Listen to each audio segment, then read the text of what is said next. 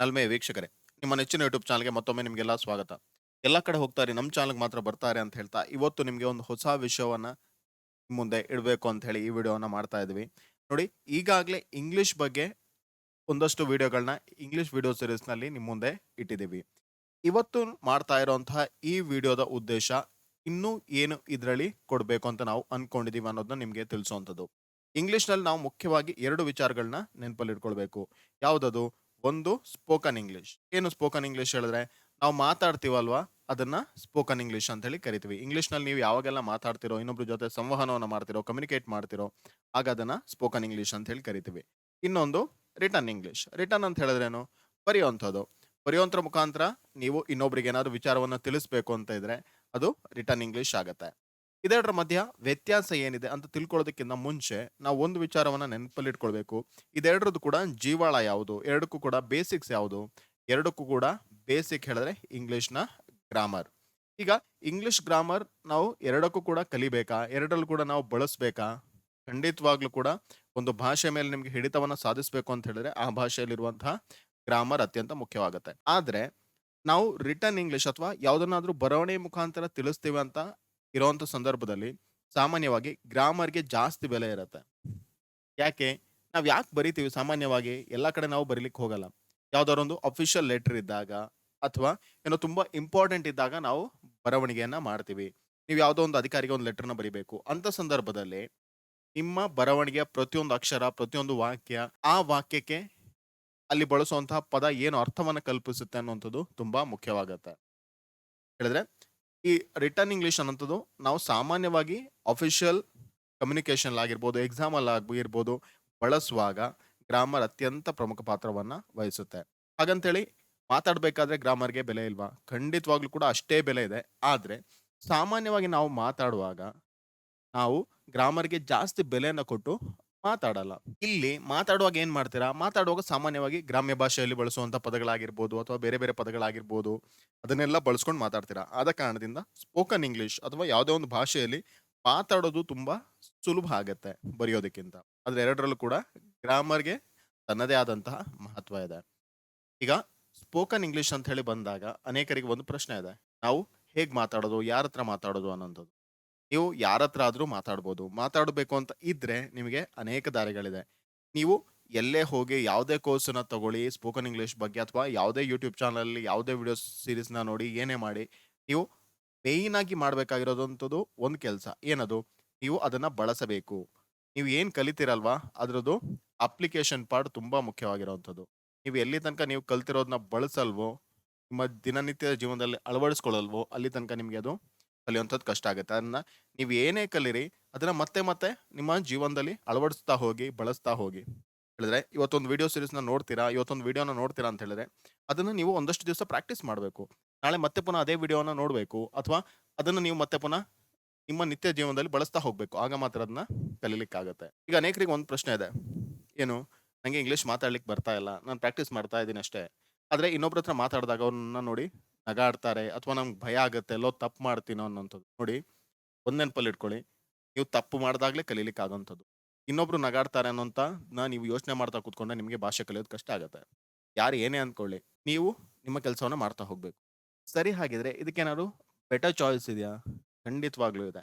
ಏನು ಹೇಳಿದ್ರೆ, ಮೊತ್ತ ಮೊದಲನೇದು ನೀವು ಕಸ್ಟಮರ್ ಕೇರ್ ಜೊತೆ ಮಾತಾಡ್ಬೋದು. ನೋಡಿ, ಕಸ್ಟಮರ್ ಕೇರ್ ಯಾವತ್ತಿದ್ರು ಕೂಡ ನಿಮ್ಗೆ ಬೆಲೆಯನ್ನ ಕೊಡ್ತಾರೆ. ಉಳಿದೋರ್ ತರ ಅವರು ನಗಾಡ್ಲಿಕ್ಕೆ ಹೋಗಲ್ಲ. Because they are professionally trained. ಅವ್ರಿಗೆ ಪ್ರೊಫೆಷನಲ್ ಆಗಿ ಹೇಳ್ಕೊಟ್ಟಿರ್ತಾರೆ ಯಾವ ರೀತಿ ಬಿಹೇವ್ ಮಾಡಬೇಕು ಅಂತ ಹೇಳಿ. ಆದ ಕಾರಣದಿಂದ ನೀವು ಯಾವುದೇ ಒಂದು ವಿಚಾರವನ್ನ ತಿಳ್ಕೊಳ್ಬೇಕು ಅಂತ ಇದ್ದರೆ ಪ್ರತಿ ಸಲ ನೀವು ಕಸ್ಟಮರ್ ಕೇರ್‌ಗೆ ಕಾಲ್ ಮಾಡಿ ಇಂಗ್ಲಿಷಲ್ಲಿ ಮಾತಾಡ್ಬೋದು. ಉದಾಹರಣೆಗೆ ನಿಮ್ಮ ಸಿಮ್‌ನಲ್ಲಿ ಏನೋ ಸಮಸ್ಯೆ ಆಯ್ತು, ಮೊಬೈಲಲ್ಲಿ ಏನೋ ಸಮಸ್ಯೆ ಆಯ್ತು, ನಿಮ್ಮ ಮನೇಲಿ ಯಾವುದೋ ಒಂದು ಎಲೆಕ್ಟ್ರಾನಿಕ್ ಇನ್ಸ್ಟ್ರೂಮೆಂಟ್ ವರ್ಕ್ ಆಗ್ಲಿಲ್ಲ ಅಂತೆಲ್ಲ ಇದ್ದಾಗ, ಪ್ರತಿಯೊಂದು ಸಂದರ್ಭದಲ್ಲೂ ಕಸ್ಟಮರ್ ಕೇರ್‌ಗೆ ಫೋನ್ ಮಾಡಿ. ಇಲ್ಲ ನಿಮ್ಮ ಮೊಬೈಲಲ್ಲಿ ಯಾವುದೋ ಒಂದು ಬ್ಯಾಂಕಿಂಗ್ ಆಪ್‌ನ ಯೂಸ್ ಮಾಡಬೇಕು, ನಿಮ್ಗೆ ಹೇಗೆ ಗೊತ್ತಿಲ್ಲ. ಫೋನ್ ಮಾಡಿ ಇಂಗ್ಲಿಷ್‌ನಲ್ಲೇ ಮಾತಾಡಿ. ಅದು ಒಂದು ಬೆಸ್ಟ್ ಚಾಯ್ಸ್. ಇನ್ನೊಂದು ಚಾಯ್ಸ್ ಏನಿದೆ? ಇನ್ನೊಂದು ಚಾಯ್ಸ್ ನಿಮ್ಗೆ ಎಲ್ರೂ ಕೂಡ ಮೂವೀಸ್‌ಗಳನ್ನ ನೋಡ್ತಿರ್ತೀರಾ, ವಿಡಿಯೋಸ್‌ಗಳನ್ನ ನೋಡ್ತಿರ್ತೀರಾ. ಯೂಟ್ಯೂಬಲ್ಲಿ ನೀವು ವಿಡಿಯೋಗಳನ್ನ ನೋಡ್ಬೇಕು ಅಂತಿದ್ರೆ, ಅಲ್ಲಿ ಮೇಲ್ಗಡೆಗೆ ಒಂದು CC ಅಂತ ಒಂದು ಆಪ್ಷನ್ ಇದೆ. ಅದನ್ನ ನೀವು ಕ್ಲಿಕ್ ಮಾಡಿದ್ರೆ ಕೆಳಗಡೆಗೆ ಇಂಗ್ಲಿಷ್‌ನಲ್ಲಿ ಸೆಂಟೆನ್ಸ್ ಬರ್ತಾ ಇರುತ್ತೆ. ಅವ್ರೇನ್ ಮಾತಾಡ್ತಾರೆ ಅದಕ್ಕೆ ಇಂಗ್ಲಿಷ್‌ನಲ್ಲಿ ಸೆಂಟೆನ್ಸ್‌ಗಳು ಕೆಲವೊಂದು ವಿಡಿಯೋಸಲ್ಲಿ ಬರುತ್ತೆ, ಕೆಲವೊಂದು ವಿಡಿಯೋಸಲ್ಲಿ ಬರಲ್ಲ. ಅದನ್ನ ನೀವು ಆನ್ ಮಾಡಿದ್ರೆ, ಕ್ಲಿಕ್ ಮಾಡಿದ್ರೆ ನಿಮಗೆ ಬರುವಂತಹ ಸೆಂಟೆನ್ಸ್‌ಗಳು ಇಂಗ್ಲಿಷಲ್ಲೇ ಇರುತ್ತೆ. ಅದ್ರ ಮುಖಾಂತರ ನೀವು ಕಲಿಬಹುದು. ಜೊತೆಗೆ ನೀವು ಯಾವುದೇ ಮೂವೀಸ್‌ನ ನೋಡ್ತೀರಾ ಅಂತ ಹೇಳಿದ್ರೆ, ಅಲ್ಲಿ ಇಂಗ್ಲಿಷ್ ಸಬ್‌ಟೈಟಲ್ ಇರೋದನ್ನ ನೋಡಿ. ಏನಿದು ಸಬ್‌ಟೈಟಲ್ ಅಂತ ಹೇಳಿದ್ರೆ ಅಗೈನ್ ಕೆಳಗಡೆಗೆ ಆ ರೀತಿ ಇಂಗ್ಲಿಷ್‌ನಲ್ಲಿ ಸೆಂಟೆನ್ಸ್ ಬರುತ್ತಲ್ಲ ಅದನ್ನ ಸಬ್‌ಟೈಟಲ್ ಅಂತ ಹೇಳಿ ಕರಿತೀವಿ. ಆಗ ನಿಮಗೆ ಭಾಷೆನ ಕಲಿಯುವಂಥದ್ದು ಸುಲಭ ಆಗತ್ತೆ. ಜೊತೆಗೆ ಕನ್ನಡದ ಸಿನಿಮಾಗಳಲ್ಲೂ ಕೂಡ ಈ ಆಪ್ಷನ್ ಇದೆ. ಅದು ಅತ್ಯಂತ ಅದ್ಭುತವಾಗಿರುವಂಥದ್ದು. ಯಾಕಂತೇಳಿದ್ರೆ ನೀವು ಕನ್ನಡದಲ್ಲಿ ಅವ್ರು ಏನ್ ಮಾತಾಡ್ತಾರೆ ಅಂತ ಗೊತ್ತಿರುತ್ತೆ ನಿಮ್ಗೆ. ಅದನ್ನ ಇಂಗ್ಲಿಷ್‌ಗೆ ಟ್ರಾನ್ಸ್‌ಲೇಟ್ ಮಾಡೋದು ಹೇಗೆ ಅಂತ ಸಬ್‌ಟೈಟಲ್ ನೋಡಿದ್ರೆ ಗೊತ್ತಾಗುತ್ತೆ. ಮುಖ್ಯವಾಗಿ ಯಾವುದೆಲ್ಲ ರಾಷ್ಟ್ರ ಪ್ರಶಸ್ತಿ ವಿಜೇತ ಸಿನಿಮಾಗಳಿರುತ್ತೋ, ಅಂಥ ಸಿನಿಮಾಗಳನ್ನ ನೀವು ನೋಡಿದ್ರೆ, ಅಲ್ಲಿ ಖಂಡಿತವಾಗ್ಲೂ ಕೂಡ ಅದು ಸಿಗುವಂಥ ಸಾಧ್ಯತೆ ಜಾಸ್ತಿ ಇದೆ. ಯಾಕಂದ್ರೆ ರಾಷ್ಟ್ರ ಪ್ರಶಸ್ತಿ ಇರುವಂಥ ಸಿನಿಮಾಗಳಲ್ಲಿ, ರಾಷ್ಟ್ರ ಪ್ರಶಸ್ತಿ ಪಡೆದಿರುವಂಥ ಸಿನಿಮಾಗಳಲ್ಲಿ ಸಾಮಾನ್ಯವಾಗಿ ಇಂಗ್ಲಿಷ್ ಸಬ್‌ಟೈಟಲ್ ಇದ್ದೇ ಇರುತ್ತೆ. ಬೇರೆ ಭಾಷೆಯವರು ನೋಡ್ಬೇಕು ಅನ್ನೋಂಥದ್ದು. ಇದು 2ನೇ ಆಪ್ಷನ್. ಮತ್ತೆ 3ನೇ ಆಪ್ಷನ್ ನೀವು ಭಾಷೆನ ಹೇಗೆ ಕಲಿಬೋದು? ಒಂದು ನ್ಯೂಸ್. ನೋಡಿ, ನೀವು ನ್ಯೂಸ್‌ನ ನೋಡ್ಬೇಕು ಅಂತ ಇದ್ದ ಸಂದರ್ಭದಲ್ಲಿ, ಕೇಳಬೇಕು ಅಂತ ಸಂದರ್ಭದಲ್ಲಿ ನೀವು ರೇಡಿಯೋನ ತಗೋಬಹುದು. ರೇಡಿಯೋದಲ್ಲಿ ಏನ್ ಮಾಡ್ತಾರೆ? ಕನ್ನಡದಲ್ಲಿ ನ್ಯೂಸ್ ಕೊಡ್ತಾರೆ. ಅದೇ ಕಂಟೆಂಟ್‌ನ ಮತ್ತೆ ಪುನಃ ಇಂಗ್ಲಿಷಲ್ಲಿ ಕೊಡ್ತಾರೆ. ಆಗ ನಿಮ್ಗೆ ಪದಗಳು ಯಾವುದು, ಏನ್ ಇರ್ಬೋದು ಅನ್ನೋಂಥದ್ದನ್ನ ಗೆಸ್ ಮಾಡೋದು ಸುಲಭ ಆಗತ್ತೆ. ನ್ಯೂಸ್‌ನ ಕನ್ನಡದಲ್ಲೂ ನೋಡಿ, ಜೊತೆಗೆ ಇಂಗ್ಲಿಷ್‌ನಲ್ಲೂ ಕೂಡ ನೋಡಿ. ರೇಡಿಯೋ ಆಗಿದ್ರೆ ಕನ್ನಡದಲ್ಲಿ ಕೇಳಿ. ನಂತರ ಅದೇ ನ್ಯೂಸ್‌ದು ಅದೇ ಕಂಟೆಂಟ್ ನಿಮ್ಗೆ ಇಂಗ್ಲಿಷ್‌ನಲ್ಲಿ ಸಿಗತ್ತೆ. ಇನ್ನೊಂದು ಮುಖ್ಯವಾಗಿರುವಂತಹ ವಿಚಾರ ಇಲ್ಲಿ ನಾನು ನಿಮ್ಗೆ ತಿಳಿಸ್ಬೇಕು. ಏನದು? ನೋಡಿ, ನೀವು ಇಂಗ್ಲಿಷನ್ನ ಟ್ರಾನ್ಸ್ಲೇಷನ್ ರೂಪದಲ್ಲಿ ನೋಡೋದಕ್ಕೆ ಹೋಗ್ಬೇಡಿ. ಹೇಳಿದ್ರೆ ಇಂಗ್ಲಿಷ್‌ನಲ್ಲಿ ಉದಾಹರಣೆಗೆ ಒಂದು ವಾಕ್ಯಂನ ರಚನೆ ಮಾಡಬೇಕು. ನನಗೆ ಅದು ಬೇಕು ಅನ್ನೋಂಥದ್ದು. ಆಗ ನೀವೇನ್ ಮಾಡ್ತೀರಾ ಸಾಮಾನ್ಯವಾಗಿ? ನನಗೆ ಅದು ಬೇಕು ಅಂತ ಇದ್ರೆ, ನನಗೆ ಅನ್ನೋದಕ್ಕೆ ಇಂಗ್ಲಿಷ್‌ನಲ್ಲಿ ಏನಂತ ಹೇಳಿ ಕರೀತಾರೆ? ನಂತರ ಅದು ಅನ್ನೋದಕ್ಕೆ ಏನಂತ ಹೇಳಿ ಕರೀತಾರೆ? ಬೇಕು ಅನ್ನೋದಕ್ಕೆ ಏನಂತ ಕರೀತಾರೆ? ಬೇಕು ಅಂತ ಹೇಳಿದ್ರೆ ವಾಂಟ್ ಅಂತ ಆಗತ್ತೆ. ಅದು ಹೇಳಿದ್ರೆ ದ್ಯಾಟ್ ಅಂತ ಆಗತ್ತೆ. ನಂತರ ನನಗೆ ಅಂತ ಹೇಳಿದ್ರೆ ಟು ಮೀ ಅಥವಾ ಮೀ ಅನ್ನೋಂಥದ್ದನ್ನೆಲ್ಲ ನೀವು ಬಳಸ್ಕೊಂಡು, ಇದನ್ನ ಯೋಚನೆ ಮಾಡ್ಕೊಂಡು, ನಂತರ ಇದನ್ನ ಯಾವ ರೀತಿ ಅರೇಂಜ್ ಮಾಡಬೇಕು, ಅದನ್ನೆಲ್ಲ ನೀವು ಯೋಚನೆ ಮಾಡ್ಕೊಂಡು ನೆಕ್ಸ್ಟ್ ಸೆಂಟೆನ್ಸ್‌ನ ಫ್ರೇಮ್ ಮಾಡ್ತೀರಾ. ಅದೆಲ್ಲದ್ರ ಬದಲಿಗೆ ನೀವು ಯೋಚನೆ ಮಾಡೋದನ್ನೇ ಇಂಗ್ಲಿಷಲ್ಲಿ ಮಾಡಬೇಕು. ಹೇಳಿದ್ರೆ ನೀವು ಕನ್ನಡದಲ್ಲಿ ನಿಮ್ಗೆ ಯಾವುದೋ ಒಂದು ಆಬ್ಜೆಕ್ಟ್‌ನ ನೋಡಿದ ಕೂಡಲೇ ಅದು ನನಗೆ ಬೇಕು ಅನ್ನೋಂಥದ್ದು ಮನಸ್ಸಿನಲ್ಲಿ ಬರುತ್ತಲ್ಲ, ಆಟೋಮ್ಯಾಟಿಕ್ ಆಗಿ ಬರುತ್ತೆ. ನೀವು ಅಲ್ಲಿ ಆ ವಸ್ತುನ ಅದು ಅಂತ ಹೇಳಿ ಕರೆಯೋದು, ನಂತರ ಬೇಕು ಅಂತ ಹೇಳಿ ಕರೆಯುವಂಥದ್ದು. ಆ ರೀತಿ ನೀವು ಯೋಚನೆ ಮಾಡಿ ಸ್ಟೆಪ್ ಬೈ ಸ್ಟೆಪ್ ಮಾಡಲ್ಲ. ನೋಡಿದ ಕೂಡಲೇ ಗೊತ್ತಾಗುತ್ತೆ ಅದು ನನಗೆ ಬೇಕು ಅನ್ನೋಂಥದ್ದು. ಸೆಂಟೆನ್ಸ್ ಇಮಿಡಿಯೇಟ್ ಆಗಿ ನಿಮ್ಮ ಮನಸ್ಸಿನಲ್ಲಿ ಬರುತ್ತೆ ಈ ಸೆಂಟೆನ್ಸ್. ನನಗೆ ಅದು ಬೇಕು ಅನ್ನೋಂಥದ್ದು ಕನ್ನಡದಲ್ಲೇ ಬರುತ್ತೆ. ಅದೇ ರೀತಿ ಇಂಗ್ಲಿಷ್‌ನಲ್ಲೂ ಕೂಡ ನಿಮ್ಗೆ ಯಾವ್ದಾದ್ರು ಒಂದು ಆಬ್ಜೆಕ್ಟ್‌ನ ನೋಡಿದ ಕೂಡಲೇ ಆ ವಾಕ್ಯ ನಿಮ್ಮ ಮನಸ್ಸಿನಲ್ಲಿ ಮೂಡಬೇಕು. ಐ ವಾಂಟ್ ದ್ಯಾಟ್ ಆಬ್ಜೆಕ್ಟ್ ಅನ್ನೋಂಥದ್ದು ಆಟೋಮ್ಯಾಟಿಕ್ ಆಗಿ ಬರಬೇಕು. ಹೇಳಿದ್ರೆ ನೀವು ಆದಷ್ಟು ಇಂಗ್ಲಿಷ್‌ನಲ್ಲಿ ಡೈರೆಕ್ಟ್ ಆಗಿ ಮಾತಾಡೋದನ್ನ ಪ್ರಾಕ್ಟೀಸ್ ಮಾಡಿ. ಇಂಗ್ಲಿಷ್ ನಂಗೆ ಗೊತ್ತಿಲ್ಲ ಹೇಗೆ ಪ್ರಾಕ್ಟೀಸ್ ಮಾಡೋದು ಅಂತ ನಿಮ್ಮ ಮನಸ್ಸಲ್ಲಿ ಪ್ರಶ್ನೆ ಬರುತ್ತೆ. ಅದಕ್ಕೆ ನೀವು ಮಾಡಬೇಕಾಗಿರೋದು ಒಂದೇ, ಮತ್ತೆ ಮತ್ತೆ ಪ್ರಾಕ್ಟೀಸ್ ಮಾಡ್ತಾ ಹೋಗಿ. ಇಂಗ್ಲಿಷ್‌ನ ಒಂದಷ್ಟು ಸೆಂಟೆನ್ಸ್‌ಗಳನ್ನ ನೋಡಿ, ಬೇರೆ ಬೇರೆ ಕಡೆ ಅದನ್ನ ಅಪ್ಲೈ ಮಾಡೋದನ್ನ ಕಲಿತಾ ಹೋಗಿ. ನೆಕ್ಸ್ಟ್ ಬರುವಂಥ ವಿಡಿಯೋ ಸೀರೀಸ್‌ನಲ್ಲಿ ನಿಮ್ಗೆ ಗೊತ್ತಾಗುತ್ತೆ.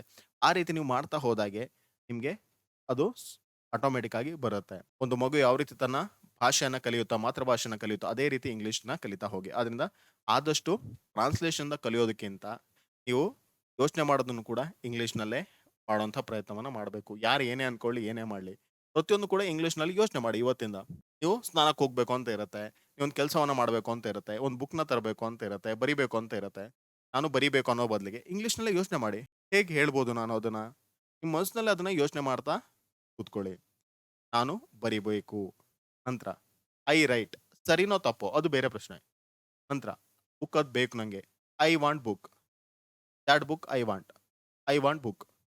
ಈ ರೀತಿ ಸೆಂಟೆನ್ಸ್ ಹೇಗೆ ಇರಲಿ, ನೀವು ಡೈರೆಕ್ಟ್ ಆಗಿ ಅದನ್ನ ಇಂಗ್ಲಿಷ್‌ನಲ್ಲೇ ಯೋಚನೆ ಮಾಡೋದನ್ನ ಪ್ರಾಕ್ಟೀಸ್ ಮಾಡಿ.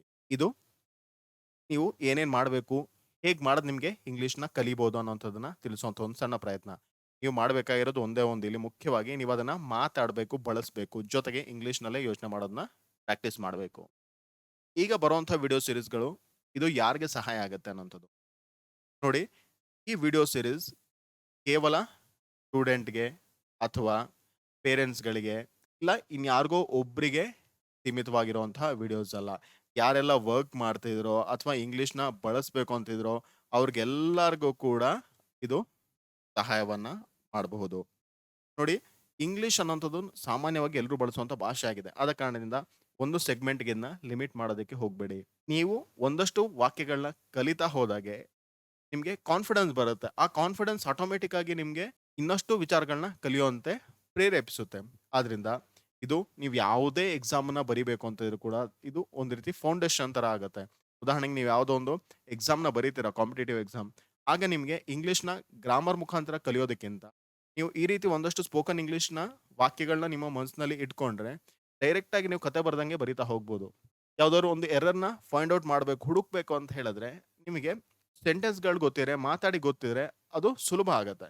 ನೋಡಿ, ಒಂದು ಸಣ್ಣ ಉದಾಹರಣೆ. ಅದು ಬಂದಳು ಅಂತಿದೆ. ನಂತರ ಅವಳು ಬಂದಳು ಅಂತಿದೆ. ಇದರಲ್ಲಿ ಯಾವ್ದು ಸರಿ? ನೋಡಿ, ಅದು ಬಂತು ಅಂತ ಆಗತ್ತೆ. ನಿಮ್ಗೆ ಇದ್ ನೋಡಿದ ಕೂಡಲೇ ಗೊತ್ತಾಗತ್ತೆ. ಅದು ಬಂತು ಅಂತ ಆಗತ್ತೆ. ಅದು ಬಂದಳು ಅಂತ ಆಗಲ್ಲ. ಅವಳು ಬಂದಳು ಅಂತ ಆಗತ್ತೆ. ಅವನು ಬಂದನು ಅಂತ ಆಗತ್ತೆ. ಇದು ಹೇಗೆ ಗೊತ್ತಾಯ್ತು ನಿಮ್ಗೆ? ಗ್ರಾಮರ್ ರೂಲ್ಸ್‌ನ ಮುಖಾಂತರ ನೀವು ಕಲ್ತ್ರಾ? ಇಲ್ಲ, ನೀವು ಸಾಮಾನ್ಯವಾಗಿ ಇದನ್ನ ಬಳಸ್ತಾ ಇದ್ರಿ. ಯಾವ್ದಾದ್ರು ಒಂದು ನಿರ್ಜೀವ ವಸ್ತು ಅಂತ ಇದ್ದಾಗ ಅದನ್ನ ಬಂತು ಅಂತ ಹೇಳಿ ಕರಿತೀವಿ. ಅಥವಾ ಸ್ತ್ರೀಲಿಂಗ ಇದ್ದಾಗ ಬಂದಳು ಅಂತ ಹೇಳಿ ಕರಿತೀವಿ. ಪುಲ್ಲಿಂಗ ಇದ್ದಾಗ ಬಂದನು ಅಂತ ಹೇಳಿ ಕರಿತೀವಿ ಅಂತ. ಇದಕ್ಕೆ ನೀವು ಯಾವುದೇ ಗ್ರಾಮರ್ ರೂಲ್ಸ್‌ನ ಅಪ್ಲೈ ಮಾಡ್ಲಿಲ್ಲ. ಬಟ್ ಅದು ನಿಮ್ಗೆ ಗೊತ್ತಿದೆ ಆಟೋಮ್ಯಾಟಿಕ್ ಆಗಿ. ಹೇಗೆ? ನೀವು ಅದನ್ನ ಮತ್ತೆ ಮತ್ತೆ ಬಳಸ್ತಾ ಇದ್ರಿ. ಆದ ಕಾರಣದಿಂದ ಅದು ನಿಮ್ಗೆ ಗೊತ್ತಿದೆ.